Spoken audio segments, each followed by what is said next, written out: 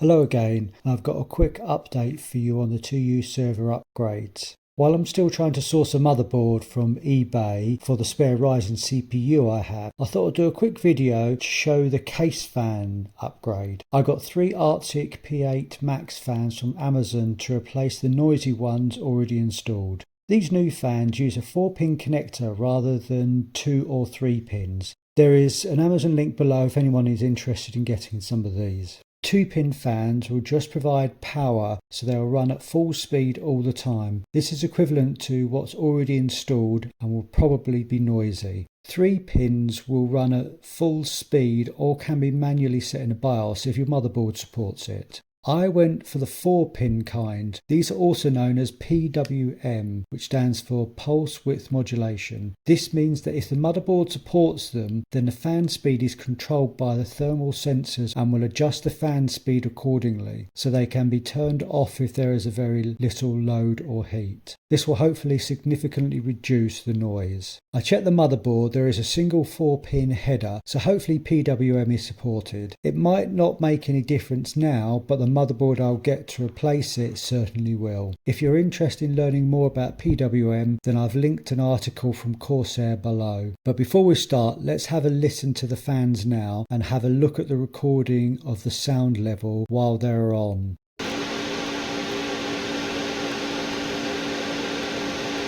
As the motherboard only has one 4-pin header on it, I'm going to use a 3-way splitter temporarily. Again, there is an Amazon link below for the part that I bought. I happen to have one already as it was left over from another project I was working on, and I'm hoping to not have to use it at all with the new motherboard. Now let's get the case open again and see the process for removing the existing fans.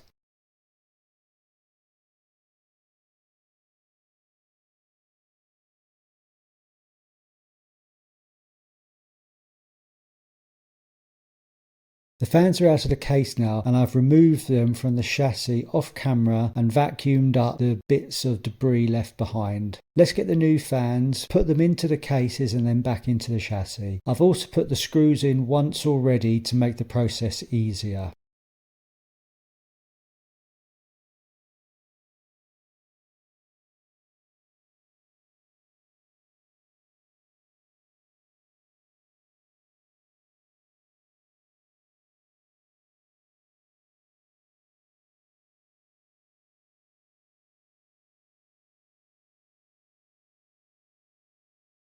The fans are installed and I'm glad I had the 3-way splitter. The cables weren't long enough to reach the 4-pin header, so I'll have to use it for the new motherboard anyway. It's time to test that they work. Let's plug in the power and see what happens.